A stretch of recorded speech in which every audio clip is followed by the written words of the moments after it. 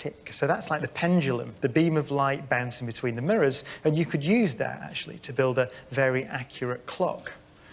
Then Einstein imagined what that clock would look like if it were moving relative to us. So what I'm going to have happen is Jim is going to be moved along the stage, keep moving the clock, and then we can dim the lights and we can see what that looks like from our perspective. We're stationary relative to Jim.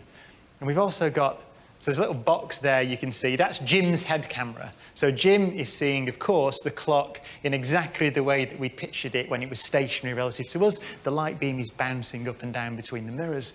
But if you look, and we've got a sort of little video effect on there so you can see the trail, you can see that the beam of light that we see is tracing out a triangular pattern across the stage. Beautiful. Thank you. Can I get off now? You can, yes. Thank you, Jim. That was a bit fast. Thank you.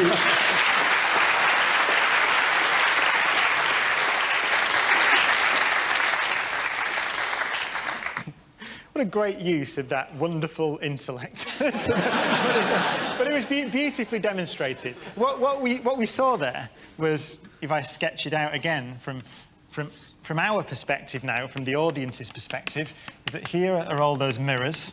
So this is the light clock that Jim was carrying.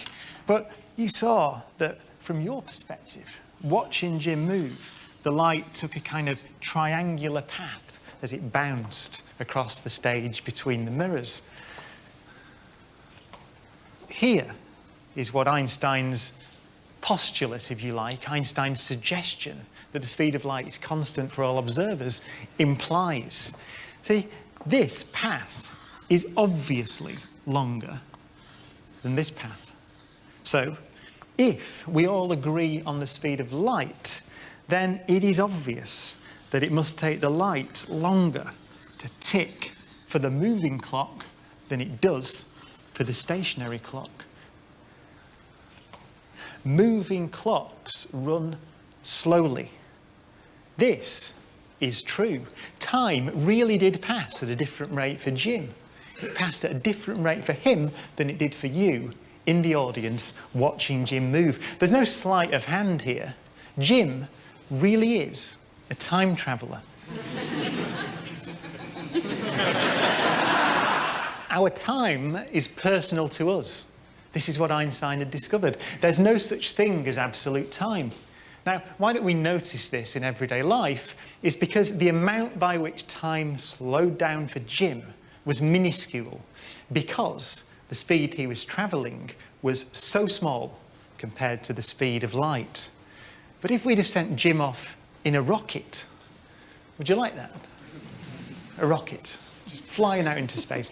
Let's say that we catapulted Jim off at 99.94% the speed of light for 5 years, according to his watch. Then we tell Jim to turn around and come back. It takes another 5 years to get back to the Earth. So for him, the journey would take 10 years. But for us, with our watches ticking faster than Jim's, 29 years would have passed. Jim would return in 2042, having aged only 10 years. It's a real effect. He'd be a time traveller. Time travel into the future is possible.